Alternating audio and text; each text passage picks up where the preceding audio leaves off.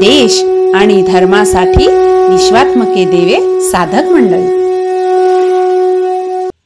सर्वांना गुरुर् ब्रह्मा गुरुर्विष्णू गुरुर्देवो महेश्वरा गुरुर् साक्षात् परब्रह्म तस्मै श्री गुरुवे नमः.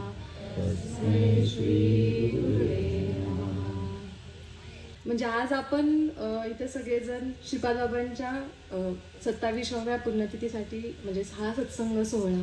म्हणजे संत कसे असतात बघा ना, की म्हणजे जरी ते देहरूपाने नसले तरी ते प्रयोजन करत राहतात की ते आपल्यासोबत राहतायत. आणि हा जो म्हणजे त्यांचं असणं म्हणजे काय तर तो विचार म्हणजे त्यांचं मार्गदर्शन.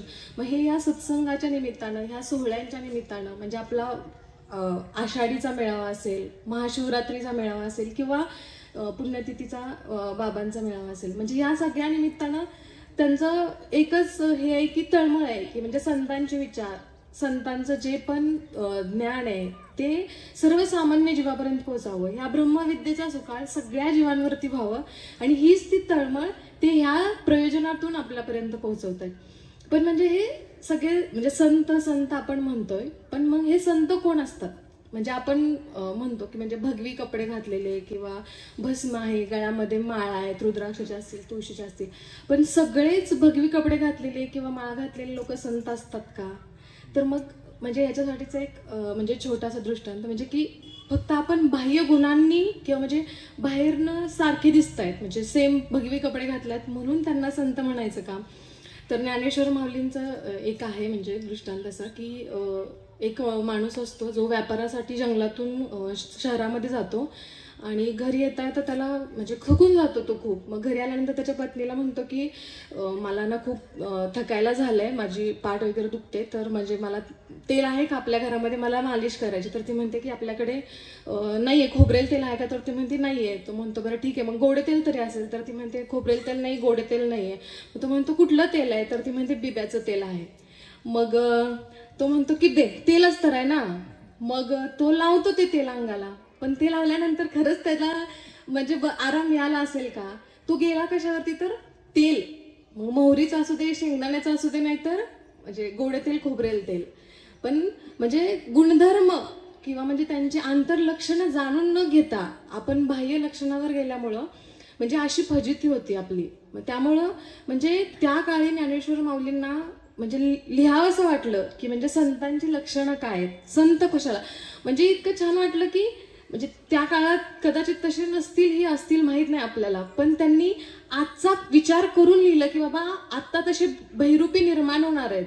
तर मग विश्वास कोणावर ठेवायचा ना? शेवटी आपण शास्त्रांना, आपल्या ग्रंथांनाच म्हणतो ना की नाही त्याच्यात सांगितलंय म्हणजे तसं असू शकतं. मग असं जेव्हा साधू संतांना वाटलं तेव्हा ज्ञानेश्वर माऊलींनी म्हणजे सांगितलेत आपल्या म्हणजे भगवत भावमध्ये आलं ते की म्हणजे तो जो दिव्य अधिकारी म्हणू शकतो किंवा संत कोणाला म्हणायचं, तर ज्यांना अनादी कालापासून आलेलं परब्रह्म तत्व त्याचं ज्ञान आहे, जे ईश्वर लीला ओळखतात, ज्यांना परमार्थाचं प्रयोजन समजतं, ज्यांचे आश्रम किंवा मठ नसतात, ज्यांना पैसा संपत्ती हे कमावण्यात काही इंटरेस्ट नसतो किंवा त्याचा त्यांना मोह पण नसतो, स्वतःचं म्हणजे स्तुती करून घेण्यात त्यांना, आत्मस्तुतीमध्ये किंवा स्वतःची प्रसिद्धी करून घेण्यात त्यांना काही काडी मात्र रस नसतो, ते कुठल्याही उपाधीमध्ये अडकलेले नसतात, अशा लोकांना आपण संत म्हणायचं. म्हणजे बघा ना, आपले म्हणजे आपल्या सगळ्यांनाच माहिती आहे की आपल्यासोबत असणार म्हणजे आपले श्रीपाद बाबा म्हणजे जे अनादी कालापासून आलेलं परब्रह्म तत्व आहे, जसंच्या तसं आपल्यापर्यंत पोहोचवणं आणि त्यासाठीची त्यांची तळमळ. म्हणजे ती तळमळ त्यांना ते ज्ञान होतं म्हणून ते आपल्यापर्यंत पोहोचलं. जर त्यांनाच ते म्हणजे ज्यांना माहिती आहे म्हणजे त्यांच्या हृदयामध्ये ती ज्योत पेटलेली आहे म्हणून तर आपल्यामध्ये त्यांनी ते म्हणजे पेटलेलीच मेणबत्ती दुसरी मेणबत्ती पेटवू शकते. तसं त्यांनी ती सगळीकडं ती ज्योत पेटवण्यासाठी म्हणजे 30-50 किलोमीटर ते पायी जात होते. म्हणजे ती तळमळ कशासाठी? म्हणजे त्यांच्या म्हणजे आपल्याला माहिती आहे की तुम्ही संत मायबाप मध्ये पण आलंय की म्हणजे श्रीपाद बाबांना म्हणजे आपल्या जे पण त्यांचं प्रापंचिक जीवन असेल त्याच्याबद्दल त्यांनी कुठेही वाच्यता केली नाही आणि त्याच्याबद्दल कधीच त्यांनी असं आपण सांगतो ना गारहाणं किंवा रडरड कधीच नाही. त्यांचं ध्येय एकच होतं की जे ज्ञान मला झालंय ते मला पूर्ण म्हणजे ह्या सगळ्या जीवांपर्यंत पोहोचवायचं आणि त्यासाठीच ते प्रयत्न करत होते. म्हणजे श्रीपाद बाबाच आहेत तसंच म्हणजे ज्ञानेश्वर माऊली असतील, तुकाराम महाराज असतील. म्हणजे आपण कधी ऐकलंय का की त्यांचे असे आश्रम मठ आहेत, त्यांची बाबा दुसऱ्या देशामध्ये प्रॉपर्टी आहे किंवा असे आहे असं ऐकलंय का आपण कधीच नाही. कारण ते त्या म्हणजे खरी संपत्ती काय आहे हे त्यांनी ओळखलं होतं आणि ते त्या दृष्टीनेच त्यांचे प्रयत्न चाललेले होते. आणि त्यांनी म्हणजे कधीच आजपर्यंत म्हणजे आपल्या सगळ्यांना माहिती की जीवन गौरव पुरस्कार, पद्मभूषण पुरस्कार अशा पुरस्कारही कधीच कुठल्याच संतांना मिळालेले नाही. म्हणजे जे खरे संत आहेत त्यांच्याबद्दल मी बोलते. म्हणजे तुकाराम महाराज असतील किंवा ज्ञानेश्वर माऊली असतील किंवा श्रीपाद बाबा पण असतील. म्हणजे कधीच असा पुरस्कार उपाधी याच्यामध्ये ते अडकले नाहीत किंवा म्हणजे कीर्तनकार म्हणून घेण्यात त्यांना कधीच धन्यता वाटली नाही. आणि म्हणजे श्रीपाद बाबांनी तर म्हणजे असं सांगितलंय पण की म्हणजे चमत्कार हे लोकांना सांगत बसू नका किंवा म्हणजे असा चमत्कार झालता, साक्षात्कार झालता, कारण लोक तेच पुढे सांगत राहतील. खरं ज्ञान बाजूलाच राहील आणि ह्या चमत्काराचीच वाच्यता होईल. म्हणजे आता जवळपास 3 वर्ष होत आले असतील म्हणजे मी या सत्संगामध्ये आले, पण कधीच इतक्याच मेळाव्यात वगैरे कधीच असं ऐकलं नाही की असा चमत्कार झाला होता, असा चमत्कार केला. फक्त आणि फक्त ज्ञान आणि म्हणजे ह्या जीवाला शिवापर्यंत कसं पोहोचता येईल आणि ह्या सत्संगामधून संतांचेच विचार सांगितले जातात. आणि हेच खरं तर त्यांचं उद्दिष्ट होतं की म्हणजे बाबा म्हणायचे की तुम्ही मला विसरा पण त्या नामाला विसरू नका. म्हणजे त्यांना स्वतःची स्तुती करून घेण्यात किंवा याच्यात काहीच रस नव्हता. किंवा प्रसिद्धीमध्ये आपण बघतो की आजकाल प्रसिद्धीसाठी ऍक्टर्स किंवा सिनेस्टार्सला बोलून त्यांच्या मुलाखती घेतल्या जातात. मग त्याच्यामुळे जे लोक सिनेस्टार्सला किंवा अभिनेत्यांना त्यांचे आयडल मानतात ते मग बरोबर त्यांचे फॉलोअर्स बनतात. म्हणजे प्रसिद्धीसाठी काहीही केलं जातंय. पण आपले जे खरे संत आहेत ते जे का रंजले गांजले त्याशी जो म्हणे आपुले तोची साधू ओळखावा देव तेथेची जाणावा असं म्हटलं जातं ना. अगदी तसेच होते ना. म्हणजे त्यांनी सांगितलं ना लेकुराच्या गीतमध्ये की म्हणजे त्या बाळाला बाबांनी किती जवळ घेऊन त्याला कीर्तन करायला सांगितलं. म्हणजे आपले संत असे होते आणि आपले संत असेच आहेत. आणि अशा म्हणजे खरे संतांची ही ओळख आहे.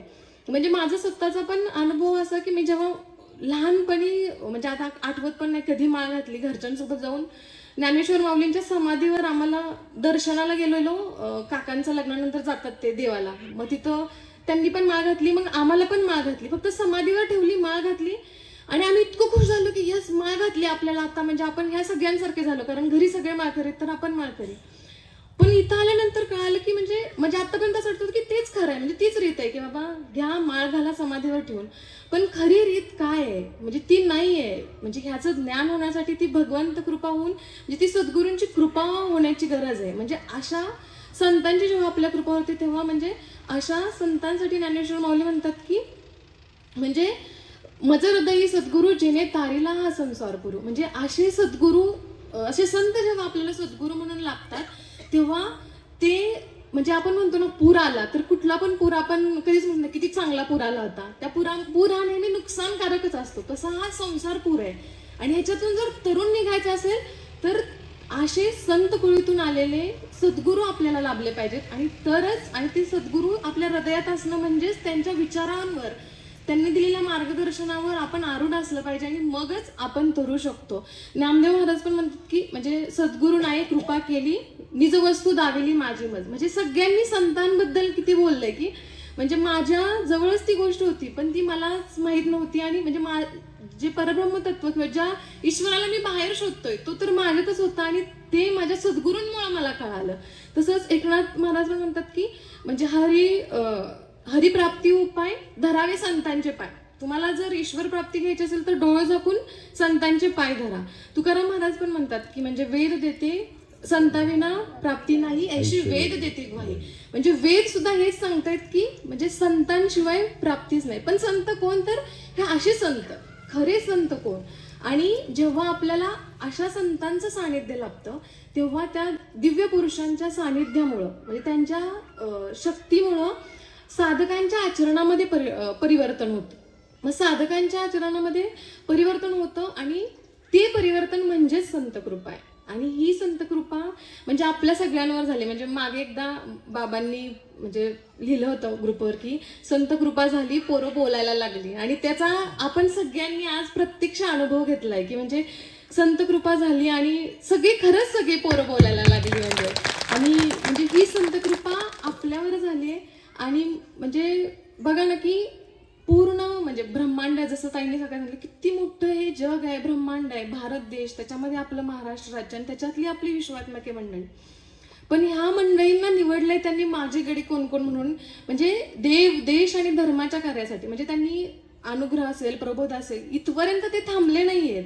म्हणजे मेन ज्या कार्यासाठी ही पिढी त्यांनी म्हणजे आहे काय आपल्या जीवनाचा उद्देश, याच्यासाठी त्यांनी आपल्याला म्हणजे तयार केलंय. तसे संस्कार घडवलेत आपल्यावरती. म्हणजे पांडवकडा असेल, तिथं धबधबा आहे, लोक तिथं निसर्गाचा उपभोग घेण्यासाठी जातात. पण आपले सद्गुरू तो निर्माण करण्याचं कार्य करून घेतात आपल्याकडून. म्हणजे तसे संस्कार आपल्यावरती केले, त्याच्यामुळे आपल्या मनात पण तो विचार येत नाही.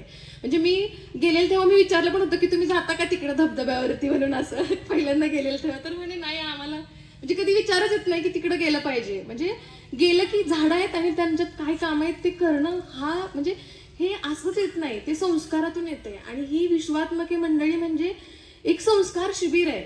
म्हणजे त्याच्यातून असं नाही फक्त बालकांवरती तर थोरा मोठ्यांवर सगळ्यांवरती संस्कार केले जात आहेत. आणि त्याचं म्हणजे हा सत्संग सोहळा लाभणं आणि म्हणजे असे संस्कार आपल्यावर होत आहेत, ही आपल्यावरती असणारी खूप मोठी कृपा आहे. म्हणजे इथं गोशाळा तर आहेच चिखलीमध्ये, पण ज्यांना शक्य आहे म्हणजे बाबांनी इथंच थांबवलं नाही तर शक्य त्याच्या सगळ्यांच्या घरी गायी गेल्या. म्हणजे बाबांनी तिथं सुद्धा कृपा केली की ठीक आहे, तुम्ही नाही ना चिखलीत राहताय तर असं नका समजू की तुम्ही भाग्यवान नाही, मी घरी तुमच्या घरी घेऊन येतोय गाईला.